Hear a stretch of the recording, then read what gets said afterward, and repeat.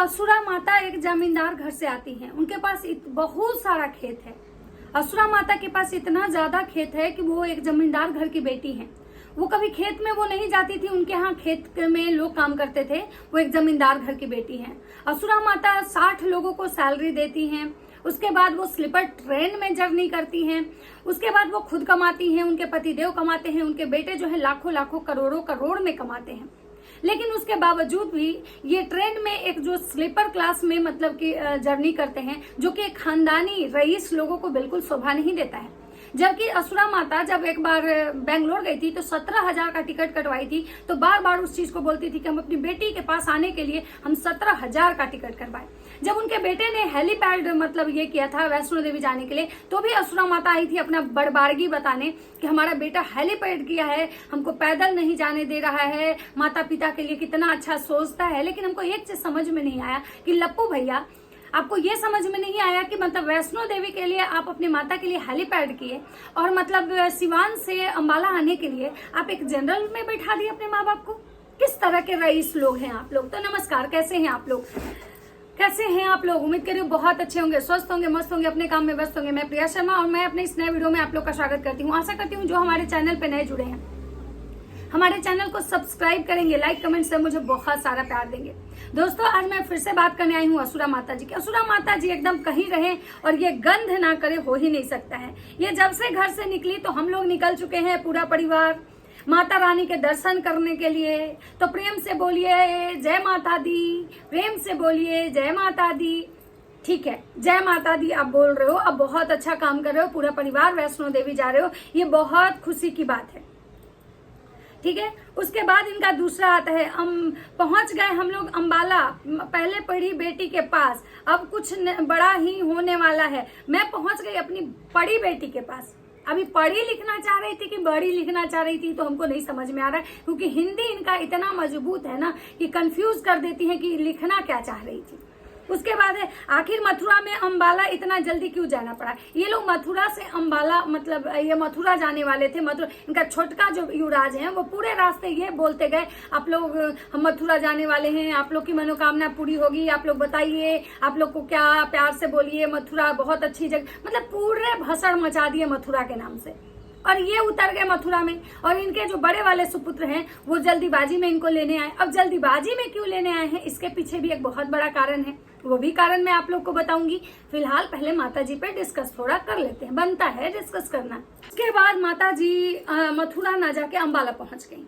अंबाला जाती हैं, अंबाला में मेरे बेटे बहू बहुत स्वागत किए, इनका स्वागत हुआ, ये वहां पे गए। उसके बाद माता जी कहती हैं कि भाई साहब हमारे घर में अब तीसरा कोई नहीं आएगा। अब हमको एक चीज समझ में नहीं आ रहा है कि आखिर इनके घर में तीसरा आ कौन रहा है। ये शायद भूल जाती हैं बार बार कि इनके जो बेटे हैं वो गए थे उस औरत के पास, जगत दीदी के पास। इनके बेटे पहुंचे थे। जगत दीदी यहाँ तक कि उनसे जब बात करना बंद कर दी थी, जब उनसे कोई रिश्ते नाते तोड़ दी थी, तब भी उनके उनके एंगेजमेंट में भी पहुंच गए थे। इंगेजमेंट में भी भैया पहुंच गए थे और जब जगत दीदी उनको दरवाजे से लात मारी थी तब मुंह उठा के अंबाला आए थे। फिर इनके घर में लोग आ रहे हैं या लोग जो है लोग के घर में ये जा रहे हैं। मतलब माता जी कुछ भी, और ये टाइटल और थंबनेल लगाई हैं और ये मस्त केवल टाइटल और थंबनेल था, इसके अंदर कुछ नहीं था। ये मस्त वहां रही हैं, खाई हैं, पी हैं और मस्त जो है ना एकदम से अपना इनका जो मतलब कि डांस या नाच, जो भी इनके पतिदेव नचनिया ही बोलते हैं, तो ये मस्त नाची हैं। और बस टाइटल और थंबनेल में लगाएं कि हमारे घर में अब तीसरा कोई नहीं आएगा।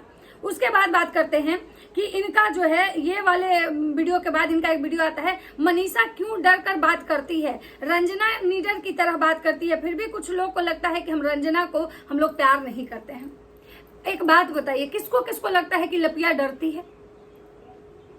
लपिया डरती है अपने सास ससुर से?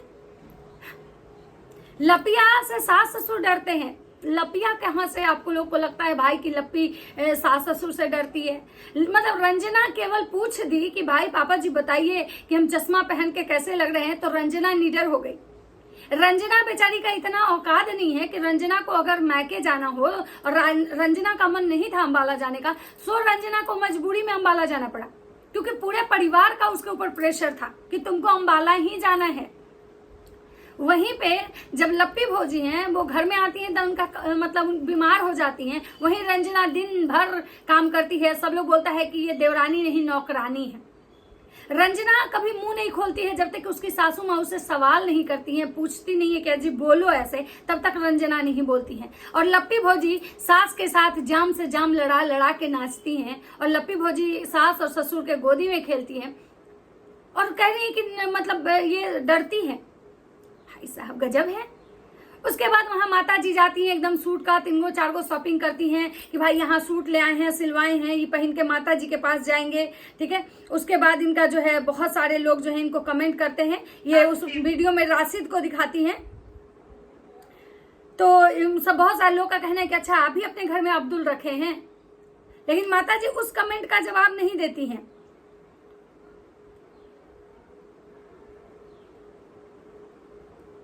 आंटी जी आपने मनीषा को बोला कि सचिन को दिखाए, और वो बिल रही है कि देखो मनीषा भाग रही है, कुछ भी रंजना दिल की साफ है, रंजना अच्छी है, पूछ ली तो क्या हो गया, आपने ससुर को पिता ही की तरह समझती है तो पूछी, सबका अपना अपना होता है, कितने अच्छे से तो पूछ रही है कैसे लग रहा है, इसमें मुफ्त वाली तो कोई बात ही नहीं है। सब लोग बोल रहे हैं वाले वीडियो में कि भाई जो आपकी बहू रंजना है ना वो अच्छी है, और लप्पी के बारे में कोई भी बोल रहा है कि नहीं, मतलब कोई बोल रहा है कि दोनों अच्छी है।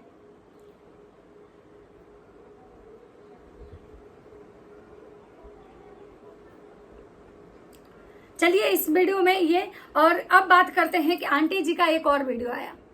फाइनली आंटी जी को तो पच नहीं रहा है, आंटी जी के वीडियोस पे व्यूज कम आ रहे हैं, ठीक है। जैसे 24,000 आए, 24,000 आए, 30,000 आए, मतलब 22 घंटा 24 घंटा में इनको व्यूज आ रहा है कम, ठीक है। अब आंटी जी को हो रही है खलबलाहट, अब जाना है वैष्णो देवी, खर्चा बहुत होगा, तो भाई पैसा और कंट्रोवर्सी का जो चीज होता है ना वो फर्स्ट महीने में ही ये लोग करते हैं, और 21 से 25 में आता है यूट्यूब का पेमेंट। अब आंटी जी क्या लिखी हैं, इंसान कितना मतलबी है, जब अपने पे पड़ता है तो भगवान परीक्षा ले रहे हैं, और जब दूसरे पर आता है तो कर्मों का फल बोलता है। ये सब कर्मों का फल ही है जो हर किसी के दिल में मेरा परिवार राज कर रहा है, भला से या बुरा से। जय माता। मतलब सोचिए, ये अपने परिवार को अच्छा बना रही हैं या अपने ही परिवार को गलत बोल रही है, इनको समझ ही में नहीं आता है। मतलब ये कह रही हैं कि हमारा भाई, दूसरे के समय में इंसान जो है ना वो ये कहता है कि कर्मों का फल है। क्योंकि जगत दीदी बोल रही थी, जगत दीदी बोली थी कि भाई हम जब गए थे त्र्यंबकेश्वर तो अपना सारा शिकायत जो है ना हम भगवान जी को देके आए थे, अपने शिकायतों का लिस्ट कि जितना भी मतलब मुझे उनसे शिकायत है भगवान से, मैंने सब उनको दे दिया था, और एक एक करके लग रहा है कि मुझे न्याय मिल रहा है। भगवान लग रहा है कि एक एक करके हमारे सब शिकायतों पे सुनवाई कर रहे हैं। और जगत दीदी ने मतलब इनडायरेक्टली ये बोला था कि भाई राज परिवार की ट्रोलिंग शुरू हो चुकी है। राज परिवार की जो बहुड़िया का जो मतलब एकदम जो ये वाला रूप था ना, सावित्री वाला, वो रूप बदल के अब सबके सामने आ चुका है 76 वाला। तो इससे ये पता चल रहा है कि अब हमारे भगवान जो हम पे एक मतलब इल्जाम लगाया गया था, मुझे बदनाम करने की कोशिश की गई थी, मेरी इतनी ट्रोलिंग, मेरे लिए इतने गंदे गंदे शब्द बोले गए थे, मुझे इतने गालियों से नवाजा गया था, तो कहीं ना कहीं मुझे अब लग रहा है कि त्र्यंबकेश्वर महादेव जो है ना वो हमारे मतलब हमारे साइड से अपना हिसाब ले रहे हैं, हमारे साथ जो गलत हुआ था उसका हिसाब ले रहे हैं। और कहीं ना कहीं अब मैं बहुत खुश हूं क्योंकि भगवान एक एक करके जो है मेरा साथ दे रहे हैं। तो उसी पे जो राजमाता है आज ये कहने आई हैं कि भगवान लोग ऐसा है, कितना मतलबी है कि जब अपने पे आता है तो कहता है कि कर्मों हमारे मतलब भगवान परीक्षा ले रहे हैं, और जब दूसरे पे आता है तो कहता है कि कर्मों का फल है। तो माता जी ये चीज तो आप ही बोलती हैं कि जो होगा भगवान की मर्जी से होगा, जो होगा भगवान की मर्जी से होगा, भगवान की जो मर्जी होगी हमको सब कुछ मंजूर है। लेकिन जब दूसरे के साथ होता है तो आप कहती हैं कि देखो पता नहीं कैसा कर्म की थी कि देखो ऐसा हुआ तुम्हारे साथ। आपने तो कन्यादान वाली बेटी के बारे में ये बोला था कि भाई हम इसी की वजह से देखो इसके पास कोई नहीं है, क्योंकि इसके कर्म जो है ना पता नहीं कैसा ही कर्म की है। और आपने पता नहीं कितने औरतों को आप लोग मतलब कर्मों की सजा बताए हैं कि कितने लोग का कर्म खराब है। आपने जगत दीदी के माँ को भी बोला था कि देखो मेरा कर्म कितना अच्छा है कि मेरा बेटा बहू जो है ना वो हमारे मतलब चाय लेके आते हैं, चाय का कप बेड में रूम में जहाँ पे हम बैठे होते हैं वहां चाय का कप देते हैं। और तुम देखो तुम्हारे कर्म कितने खराब है कि तुमको बेटा बहुरिया के कमरा में चाय लेके जाना पड़ रहा है। तो सबसे पहली बात कि आप किसी को अगर कुछ बोल रहे हो तो सुनने की क्षमता आप भी रखो। और अगर आप जो बात कर रहे हो कि कर्मों की सजा, तो अंकल जी आए हैं प्रवचन देने। अब धीरे धीरे लग रहा है कि अंकल जी भी जब स्कूल का काम छोड़ेंगे, स्कूल बंद होगा, लग रहा है कि स्कूल बंद के कगार पे ही हैं, क्योंकि अंकल जी जो है ना, वो उनको कभी भी ये नहीं दिखाते हैं कि उनके स्कूल में वो जाते हैं, कहाँ उनका स्कूल का ऑफिस है, कब वो स्कूल में बैठते हैं। बस वो क्या दिखाते हैं, स्कूल का जब इंडिपेंडेंस डे हो या फिर कुछ स्कूल में फंक्शन हो, तब अंकल जी केवल दिखाते हैं कि हाँ भाई हम वहां पे हैं। अब पता नहीं स्कूल इनका जो है किसी और को ये हैंडओवर कर चुके हैं, कोई और इनका स्कूल चला रहा है, या जो कुछ भी हो, अंकल जी ज्यादातर तो एक सुबह से वो दिखाई नहीं देते हैं, और ज्यादातर तो वो आंटी के वीडियो में ही देखते हैं। और आंटी के वीडियो में आके अंकल जी जब भी होता है वो प्रवचन देते हैं। अंकल जी का कहना है कि भाई, जब दूसरे के समय में लोग कहता है कि कर्मों का फल है, और अपने समय में कहता है कि भगवान परीक्षा ले रहे, तो अंकल जी ये सबसे पहले आपको अपनी बीवी से पूछना चाहिए। ये भी हमेशा यही वक्तव्य देती हैं कि उसके कर्मों का फल है, उसके कर्मों का फल है, जैसा तुम लोग कर्म कर रहे हो ना, वैसा तुम लोग को फल भुगतने मिलेगा। तो भाई कैसे फिर एक इंसान के लिए वो भगवान जो सजा दे रहे हैं वो कर्मों का फल हो गया, और आपके लिए भगवान परीक्षा ले रहे, ऐसे कैसे हो गया? अंकल जी कह रहे हैं कि हमेशा इंसान को मतलब थोड़ा ये सोच समझ के बोलना चाहिए, किसी को भी कुछ ऐसे नहीं बोलना चाहिए, और अपना काम आप एकदम निरंतर करते रहिए। अपना जो है, अंकल जी का कहना है कि कड़िया रंग बहुत शुभ होता है, इसीलिए जो बार बार लोग काला काला बोलता है, तो सोचिए हम लोग जब पढ़े थे तो स्लेट पे पढ़े थे, ब्लैक बोर्ड काला होता है, और उस पर पढ़ के पता नहीं कितने लोग क्या बन जाते हैं। लेकिन अंकल जी एक बात बताइए, आपके बेटा भी काला ब्लैक बोर्ड पे पढ़े थे, ठीक है, आपकी बेटी भी पढ़ी, आपका छोटा बेटा भी पढ़ा, लेकिन आपके बच्चे क्या बन के निकले? और ये जो ज्ञान जो अंकल दे रहे हैं, तो लोग इनको बोल रहे हैं कि भाई ये ज्ञान अपने बच्चों को दीजिए, सबसे पहले ज्यादा जरूरत आपके बेटों को है। उसके बाद अंकल जी कह रहे हैं कि भाई हमको वहां से कॉल आ रहा है, वैष्णो देवी से बहुत सारे लोग जो है ना, हमको चाहने वाले वहां भी हैं, जो कह रहे हैं कि आइए, आप लोग को कोई लाइन में लगने की जरूरत नहीं, आप लोग को डायरेक्ट दर्शन होगा। हम लोग 16 आदमी से जा रहे हैं, अब पता नहीं, हो सकता है कि कोई और, मुझे लग रहा है कि ये ऋतिक रिया भी इन लोग के साथ जाएंगे, ऐसा मुझे लग रहा है। और ये 16 लोग जा रहे हैं, और वही 16 लोग जाएंगे बाई बस, शायद ये लोग जाएं बस से ही, मतलब इन लोग की ये होगी, बस वगैरह ठीक करेंगे, और ये 16 लोग जाएंगे, और मस्त ये लोग रास्ते भर मतलब अपना जो है अपना ब्लॉगिंग करते हुए जाएंगे। ऐसा मतलब अंकल जी आंटी जी का कहना है कि भाई सीहोर में भी गए थे तो हमको VIP ट्रीटमेंट मिला था, तो हमारे परिवार का मतलब सौभाग्य है कि भाई बहुत सारे लोग जो हैं, हमें कहीं भी कोई भी ज्यादा मेहनत करने की जरूरत नहीं पड़ती है, हम लोग को कहीं भी भीड़ में धक्का नहीं खाना पड़ता है, तो ऊपर वाले महादेव की हम लोगों पे कृपा है। तो बात तो सही है, बात तो बिल्कुल सही है आपकी कि भाई सही बात है कि आप लोग इतने लोग तो आपको जानते ही हैं, इतने लोग हैं जो आपको जानते हैं, उसमें कोई लोग आपको अच्छाई के लिए जानता है, कोई आपको बुराई के लिए जानता है। लेकिन हाँ, अब इतने बड़े आपकी बहुड़िया और आपके बेटे ने इतना मतलब जो यूट्यूब पे कमाया है, तो उसे पहचान तो है ही उनकी, तो भाई आपको आसानी तो होता होगा, इसमें तो कोई शक नहीं है। लेकिन हाँ, अब पढ़ते हैं माता जी का कमेंट। मोटी की तू कितना लेक्चर देती है, और कोई काम नहीं है, मोटी ये नहीं सुधरेगी, भैंसिया पुराने वाले घर से गई थी, लोग नहीं बोलेंगे भैंसिया। उसके बाद है, अंकल जी आप बहुत अच्छे से बोलते हो, पर आप अपनी फैमिली के ब्लॉग नहीं देखते हो क्या? कैसे कैसे होता है? मनीषा की YT पर कितनी बातें हो रही हैं, प्लीज एक बार देखो।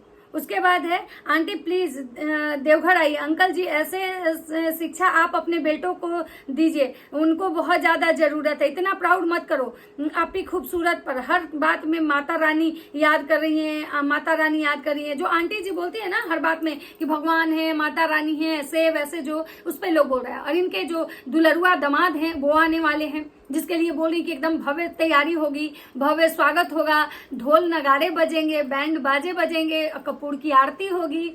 तो जो है मतलब बिलौटा जीजा जी, उनके लिए आरती होगी, आप लोग परेशान मत होइए, उसका भी एक ब्लॉग आएगा, मस्त देखते रहिए। और इनका नाती भी पहली बार आ रहा है। मुझे एक चीज समझ में नहीं आता है, इन लोग सबके ब्लॉग में उस बच्चों का नाम एक बार जरूर आता है, पता नहीं क्यों। इनको लगता है कि शायद बच्चे के नाम लेने से लोग मतलब ज्यादा उस वीडियो को देखेंगे या क्या।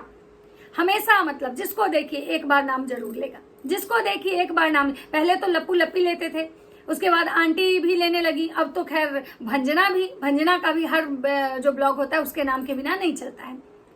तो चलिए, ये था आंटी के लिए एक छोटा सा वीडियो कि आंटी जो ज्ञान दूसरे को देती हैं पहले अपने घर में दीजिए। और चलिए मिलते हैं नेक्स्ट वीडियो में। अगर वीडियो अच्छी लगती है तो लाइक कमेंट शेयर जरूर कीजिएगा। तब तक सबको बाय बाय।